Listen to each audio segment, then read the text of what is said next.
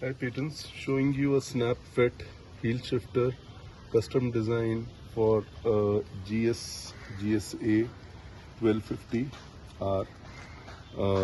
It has got a 2-point mounting. No need to open the heel shifter to mount no need to open the toe shifter to mount the heel shifter. It just snap fits. The whole kit comes with a taper cut bolt and all of that, so you get a perfectly fine sturdy fit here. The front stock bolt gets replaced with our bolt, and this bolt holds it in the anchor.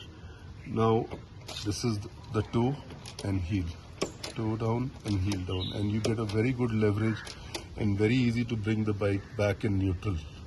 Hope you guys like it. We will also just show you actual functioning with the boot.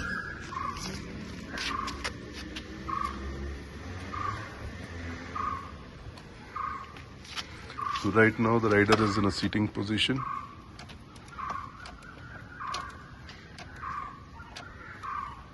Now we'll show you when the rider is in a stand-on position. So it makes it much easier to do it this way rather than going under the toe, and it's easier to find the neutral.